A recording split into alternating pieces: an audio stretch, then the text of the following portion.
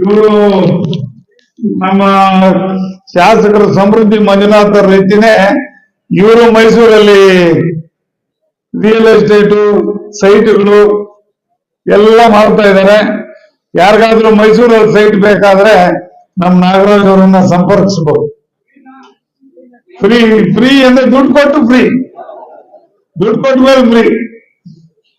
ಮತ್ತೆ ನಮ್ಮ ಗುರುಗಳು ಆದಂತ ಆಲಂಗೂರು ಶ್ರೀನಿವಾಸರವರ ಪುತ್ರಿಯಾದಂತ ಡಾಕ್ಟರ್ ಭವಾನಿ ಅವರೇ, ತಾಲೂಕ್ ಪಂಚಾಯತಿ ಮಾಜಿ ಅಧ್ಯಕ್ಷರು, ನನ್ನ ಸ್ನೇಹಿತರು ಆದಂತ ಶ್ರೀನಿವಾಸ ರೆಡ್ಡಿ ಅವರೇ, ರಘುಪತಿ ಅವರೇ, ನಾಗಮಂಗಲ ಶಂಕರಪ್ಪನವರೇ, ನಮ್ಮ ಶಂಕರಣ್ಣವರೇ, ನರಸಿಂಹರೆಡ್ಡಿ ಅವರೇ, ಮತ್ತೆ ನಮ್ಮ ಇನ್ನೊಬ್ಬ ಎತ್ತು ಸ್ವಲ್ಪ ನಾವಿಬ್ರು ಜೋಡತ್ತಿಗಳಿಂದ ಇದಾಗ್ಬಿಟ್ಟಿದ್ದೀವಿ. ಎರಡೂ ಕ್ಷೇತ್ರದಲ್ಲಿ ನಮ್ಮಿಬ್ಬರನ್ನ ಗೆಲ್ಲಿಸಿ ನಮ್ಮ ಪಶ್ಚಿಮ ಕ್ಷೇತ್ರದ ಅಭ್ಯರ್ಥಿಯಾದಂತ ನಮ್ಮ ಸ್ವಾಮೇಗೌಡ್ರೆ, ಪ್ರಭಾಕರ್ ಅವರೇ, ಶ್ರೀನಿವಾಸ್ ಅವರೇ, ಕಿಟ್ಟನ್ ಅವರೇ, ಬಹಳ ಜನ ಮುಖಂಡರಿದ್ದೀವಿ, ದಯವಿಟ್ಟು ಕ್ಷಮಿಸಬೇಕು. ನಾರಾಯಣ್ ಗೌಡ್ರೆ, ಬಾಲಕೃಷ್ಣ ಅವರೇ, ನಮ್ಮ ಆರ್ಕಿಟೆಕ್ಟ್ ರವಿ ಅವರೇ, ನಮ್ಮ ಮಂಜು ಅವರೇ, ಇನ್ನು ಅನೇಕ ಎಲ್ಲ ನನ್ನ ಸ್ನೇಹಿತರು ಕೂಡ, ನಮ್ಮ ಅವಣಿ ಲಕ್ಷ್ಮೀ ಪ್ರಿಯಾರ್ ಅವರೇ, ಶೇಖರ್ ಅವರೇ, ರಮೇಶ್ ಅವರೇ, ಬಹಳ ಜನ ಇದ್ದಾರೆ. ಒಂದು ನಮ್ಮ ಪಕ್ಷದಲ್ಲಿ ಮುಖಂಡರು ಬಹಳ ಜನ ಇದ್ದಾರೆ. ಇದಂತೂ ಸಂತೋಷವಾದಂತಹ ವಿಚಾರ. ಪ್ರಪ್ರಥಮವಾಗಿ ಏನು ನನ್ನನ್ನ ಮತ್ತು ನಮ್ಮ ಪಶ್ಚಿಮ ಕ್ಷೇತ್ರದ ನಿರ್ದೇಶಕರಾದಂತಹ ಸಾಮೇಗೌಡರನ್ನ ಅಭಿನಂದಿಸಿದ ನೌಕರರೆಲ್ಲರಿಗೂ ಕೂಡ ನಾನು ನೌಕರರು ಮತ್ತು ಅಧ್ಯಕ್ಷರಿಗೆ ನಾನು ಕೃತಜ್ಞತೆಗಳನ್ನು ಸಲ್ಲಿಸ್ತಾ ಇದ್ದೇನೆ. ಹಾಗೇನೆ ನನ್ನ ಹುಟ್ಟಿದ ಹಬ್ಬಕ್ಕೆ ಶುಭಾಶಯಗಳನ್ನು ತಿಳಿಸಿದ ಎಲ್ರಿಗೂ ಕೂಡ ನಾನು ಅಭಿನಂದನೆಗಳನ್ನ ಕೃತಜ್ಞತೆಗಳನ್ನ ಸಲ್ಲಿಸ್ತಾ ಇದ್ದೇನೆ. ಬಂಧುಗಳೇ, ಈಗಾಗಲೇ ಸಮಯ ಆಗಿದೆ, ಆದರೂ ಹೆಚ್ಚಿನ ಸಮಯ ತೆಗೆದುಕೊಳ್ಳದೆ ಕೆಲವೇ ಒಂದು ವಿಚಾರಗಳನ್ನ ತಮಗೆ ತಿಳಿಸಿ ನಮ್ಮ MP ಅವರು ಮಾತಾಡಿದ ನಂತರ ತಾವೆಲ್ಲರೂ ಕೂಡ ಒಂದು ಊಟವನ್ನ ಇಲ್ಲಿ ಸವಿದು ಹೋಗ್ಬೇಕು ಅಂತ ನಿಮ್ಮೆಲ್ಲರಲ್ಲಿ ಒಂದು ಪ್ರಾರ್ಥನೆಯನ್ನ ನಾನು ಮಾಡ್ತಾ ಇದ್ದೇನೆ. ಬಂಧುಗಳೇ, ರಾಜಕೀಯದಲ್ಲಿ ಬಹಳ ನಿಮ್ಗೆ ಗೊತ್ತಿರುವ ರೀತಿಯಲ್ಲಿ ಸುಮಾರು 40 ವರ್ಷಗಳಿಂದ ಕೂಡ ನಾನು ಮುಳಬಾಗಿಲು ತಾಲೂಕಿನಲ್ಲಿ ಹೋರಾಡ್ತಾ ಬಂದಿದ್ದೇನೆ. ಅನೇಕ ರಾಜಕೀಯ ಗುರುಗಳನ್ನು ಕೂಡ ಹೊಂದಿದ್ದೆ.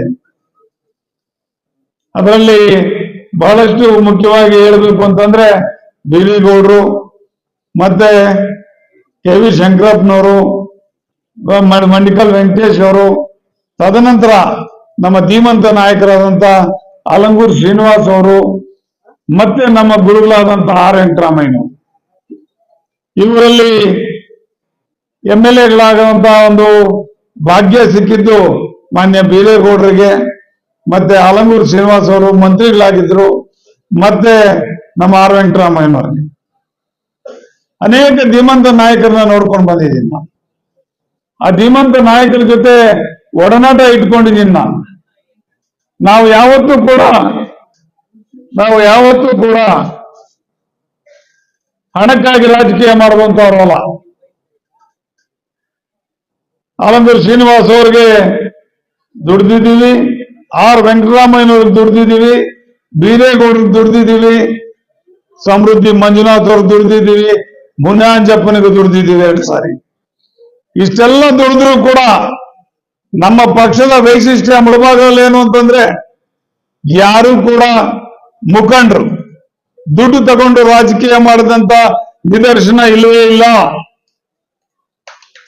ಇಲ್ಲ ಅಂತಂದ್ರೆ 15 ವರ್ಷಗಳ ಕಾಲ ಅಧಿಕಾರ ಇಲ್ಲದೆ ಇದ್ರೂ ಕೂಡ ಇವತ್ತು ಜಾತ್ಯತೀತ ಜನತಾದಳ ಮುಳಬಾಗಿಲಿನಲ್ಲಿ ಶಕ್ತಿಯುತವಾಗಿರೋದಕ್ಕೆ ಸಾಧ್ಯ ಆಗ್ತಾ ಇರಲಿಲ್ಲ. ಇವತ್ತು ಕೂಡ ಮುಳಬಾಗಿಲು ತಾಲೂಕಿನಲ್ಲಿ ಜಾತ್ಯತೀತ ಜನತಾದಳ ಒಂದು ಬಲಿಷ್ಠವಾದಂತಹ ಒಂದು ಶಕ್ತಿ. ಯಾರು ಬರ್ಬೋದು, ಯಾರು ಹೋಗ್ಬೋದು, ಆದರೆ ಕಾರ್ಯಕರ್ತರು ಶಾಶ್ವತವಾಗಿ ನಮ್ಮ ತಾಲೂಕಿನಲ್ಲಿ ಇದ್ದಾರೆ ಅನ್ನೋದಕ್ಕೆ ನೀವೇ ನಿದರ್ಶನ. ಅನೇಕ ಬಾರಿ ರಾಜಕೀಯದಲ್ಲಿ ನಿರಾಶೆ ಹೊಂದಿದ್ದೀವಿ. ಮುನಾಂಜಪ್ಪನವರು ಕೇವಲ ಕೆಲವೇ ಮತಗಳಲ್ಲಿ ಸೋತಾಗ ನೋವನ್ನು ಅನುಭವಿಸಿದ್ದೀವಿ.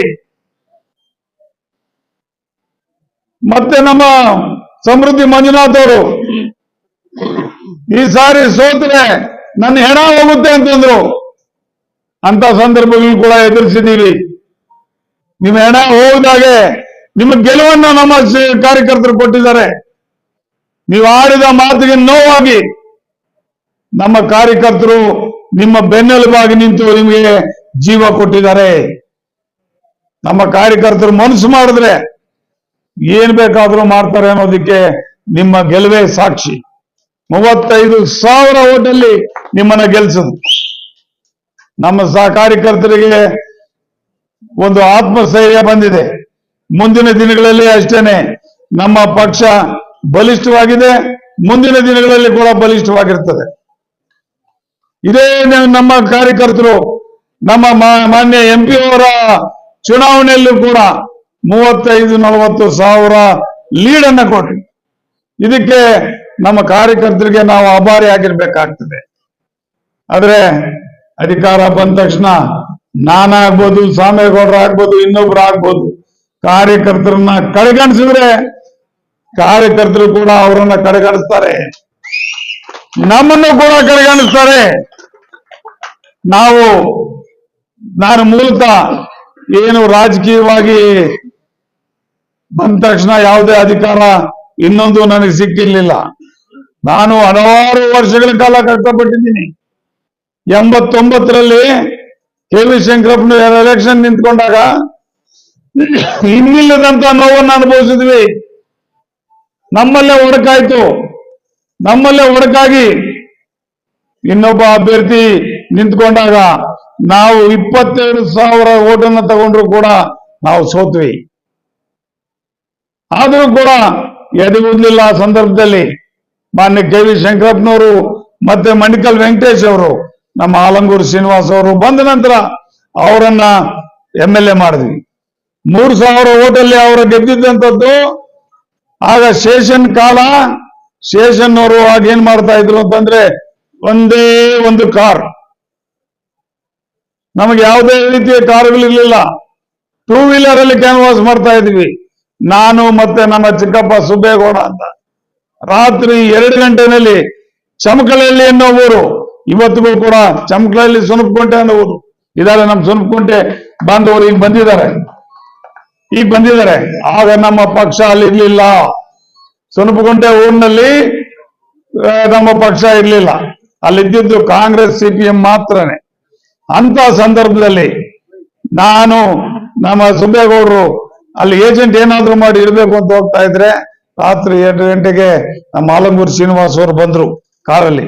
ನಾವು 2 ವೀಲರ್ ಅಲ್ಲಿ ಬೇರೆ ಏನೋ ಸರಕು ತಗೊಂಡು ಹೋಗ್ತಾ ಇದ್ವಿ.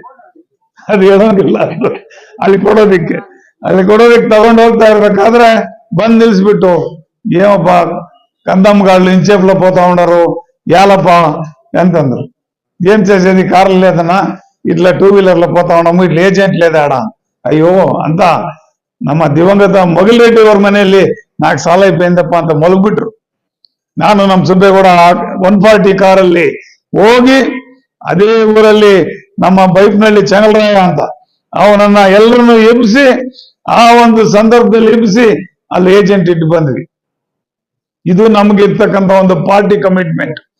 ಈ ಕಮಿಟ್ಮೆಂಟ್ ನಮ್ಮ ತಾಲೂಕಿನಲ್ಲಿ ನನಗೊಬ್ಬರಿಗೆ ಅಲ್ಲ, ಎಲ್ಲಾ ಕಾರ್ಯಕರ್ತರಿಗೂ ಇದೆ.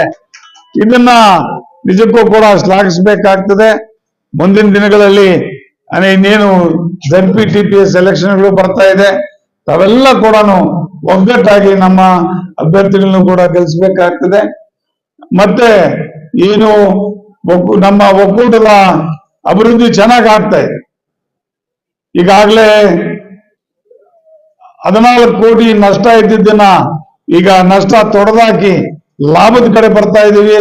ಹತ್ತಿರದಲ್ಲೇ ಮ್ಯಾಟ್ಗಳನ್ನ ಕೊಡಬೇಕು, ಮತ್ತೆ ಚಾಪ್ ಕಟರ್ಸ್ ಅನ್ನ ಕೊಡಬೇಕು, ಮತ್ತೆ ಹಾಲು ಕರೆಯೋ ಮಿಷನ್ ನ ಕೊಡಬೇಕು ಅಂತೇಳಿ ತೀರ್ಮಾನ ಮಾಡಿದ್ವಿ.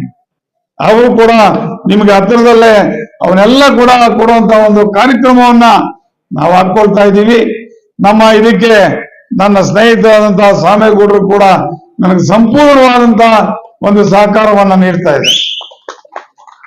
ನಮ್ಮ ಒಂದು ಜಿಲ್ಲೆಯಲ್ಲಿ JDS ವತಿಯಿಂದ ನಾವು 4 ಜನ ಗೆದ್ದಿದ್ದೀವಿ. 4 ಜನ ಕೂಡ ಇಲ್ಲೇ ಇದ್ದೀವಿ.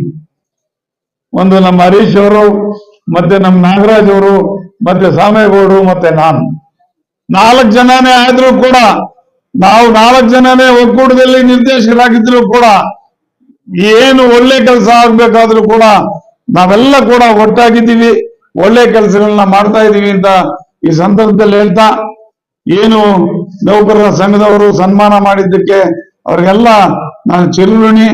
ಮತ್ತೆ ನನ್ನನ್ನ ಈ ಚುನಾವಣೆಯಲ್ಲಿ 4ನೇ ಬಾರಿ ಈ ಚುನಾವಣೆ ನನಗೆ ಬಹಳ ಕಠಿಣ ಪರಿಸ್ಥಿತಿಯನ್ನ ತಂದಿಟ್ಟಿತ್ತು. ಆದ್ರೂ ಕೂಡ ಕಠಿಣ ಪರಿಸ್ಥಿತಿ ಇದ್ರೂ ಕೂಡ ನನ್ನನ್ನ ಜಯಬೇರಿ ಬಾರಿಸಲಿಕ್ಕೆ ಕಾರಣರಾದಂತ ನಿಮ್ಗೆಲ್ಲರಿಗೂ ವಂದಿಸಿ, ಮುಂದಿನ ದಿನಗಳಲ್ಲಿ ನಿಮ್ಮ ಸೇವೆ ಮಾಡೋದಕ್ಕೆ ಇನ್ನ ಹೆಚ್ಚಿನ ಶಕ್ತಿ ದೇವ್ರು ಕೊಡ್ಲಿ ಅಂತ ಕೇಳ್ಕೊಳ್ತಾ, ನಿಮ್ಗೆಲ್ರಿಗೂ ಒಳ್ಳೇದಾಗ್ಲಿ ಅಂತ ಹೇಳ್ತಾ ನಾನು 2 ಮಾತನ್ನ ಮುಗಿಸ್ತಾ ಇದ್ದೇನೆ.